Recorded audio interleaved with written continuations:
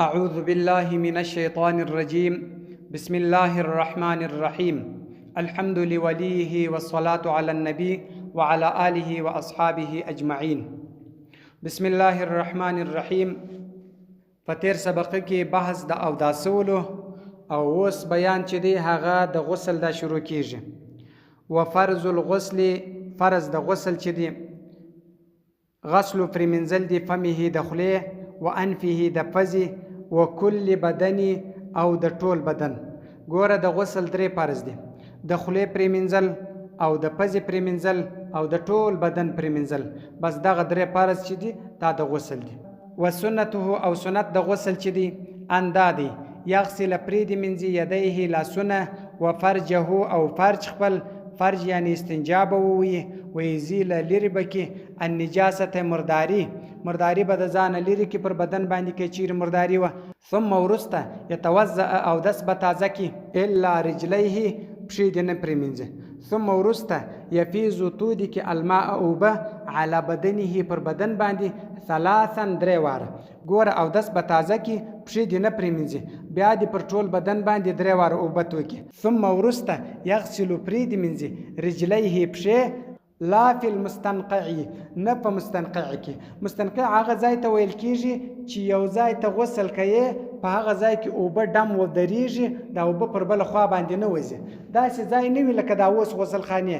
دا اوس غسلخانې خو چې دي هغه سیمټي دي چې کم څاڅکې اوبه کې توسي هغه دستې وځي پر بله خوا باندې. دا چې یو ډم غوندې ځای وي، دا اوبه د هلته کې ولاړې وي، په دغه ځای کې چې ته اوله پلا غسل شروع کوې او دس به تازه کې پښې به دلته نه پرېمینځې. ولې دلته اوبه ولاړې دي په دا ډم کې. که چیرې اوبه نه درېدلې بیا پښې پرېمینځل هم ضروري دي، باید پښې هم سړی پرېمینځي اوله پلا د اوداسه سره. و یکفي کافي دی لذات الزفیرتی، خاوندانو لره د زفیرې یعنی د کوڅیو ښځو لره دا کافي دی. اندا یبتل چې لانده کې اصلها بیخونه د بیشتانو. ګوره ښځې چې دا سر ودلی دی، دا چوټي یا پښتۍ یې ودلی دي، د دغه پښتیو لندول یا دا د بیشتانو غوړول دا پر دې باندې ضروري نه دی چې دا به د بیشتان غوړوي بیا به نو ټول بیشتان لندوي. صرف چې د بیشتانو و بیخو ته اوبه ورسیږي بس د دې دپاره دا کار کافي دی. و موجبه او واجبونکي د غسل چې دی انزال راوتل دي منی د منی ذی دفق چې خاوندان د غورځېدو وي، و شهوت او د شهوت وي د خوند وي. ګوره چې د یو چا څه منی راووځي دا منی غورځي ټوپ وي، دغه منی که چیرې دا رقم وه او خوند و مزه ورسره وله په دا باندې غسل واجبېږي. عند انفصاله په وخت کې د جلا کېدو ده چې د ده څه دغه منی جلا کېږي دا خوند ورسره و دا غورځېدل ورسره و. و غیبتو او پټوالی غایبېدل حشفتن د حشپې. حشپه چې ده دا د ذکر سر ته حشپه ویل کېږي. ذکر ما تاسو ته په تیر سبق کې ښوولی و چې د نارینه آله دا د بولو آله دا د مخ خوا دې ته ذکر ویل کېږي. نو د دې ذکر و سر ته دا حشپه وایي. یعنی یو څوک راولاړ چې دا خپل حشپه فی قبول په قبول کې غایبه کې، یعنی غیبتو پټوالی، حشپتې د حشپې فی قبول په قبول کې. قبول بیا دا د ښځې د مخ خواته ویل کېږي په دا پرچ کې ورپټ کې، او دبرن یا په دبر کې، دبر بیا د شا خواته ویل کېږي په دغه ځای کې پټ کې.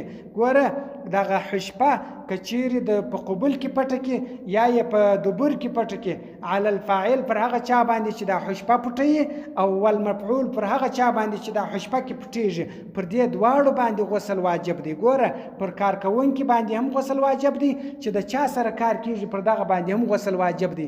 ګوره چې خالي دا سر بس کې پټ سي د ذکر بس غسل پر دوی باندې واجب دی. ګوره که انزال سوی وي هم که نه وي انزال سوی هم، په دواړو صورتو کې پر دوی باندې غسل واجب دی. و رؤیت او لیدل المستيقظي د خوبه سه یو سړی راکښېناستی بس ولیدل المني مني ولیدل او المزي مزي ولیدل. مني دغه اوبو ته ویل کېږي چې د اولاد جن پیدا کېږي. مني دغه اوبو ته ویل کېږي چې دا راوځي غورځي شهوت و خوند ورسره وي، دې ته مني ویل کېږي.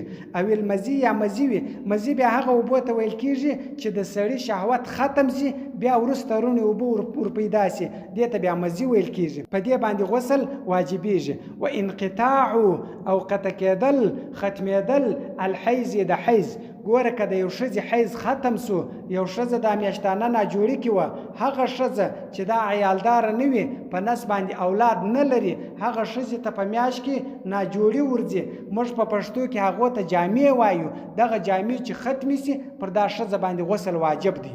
والنفاس او بل نفاس غسل واجبوي. نفاس بیا هغه ته ویل کېږي چې د یو ښځې کښنۍ پیدا سي، موږ ورته څلوېښتي ورته وایو، چې دا څلوېښتي یې ختمه سوه، د دې ناجوړي ختمه سي، ښځه په دې پوهېږي چې زما ناجوړي ختمه سوه، خامخا به 40 شپې نه وي چې دا به در 40 شپو پورې دغه یې ګرځي، چې د دې ناجوړي ختمه سوله، بس دا به بیا څه کوي؟ پر دې باندې غسل واجب دی، دا به غسل کوي.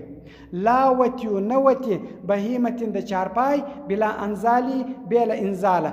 ګوره چارپای وتی کول، یو سړی د یو حیوان وتی کوي، د حیوان سره نږدېکت کوي، د خپل ذکر راواخي د حیوان په پرچ کې ورکښېږدي، په دې باندې غسل نه واجبېږي تر څو پورې چې انزال نه یې راغلی.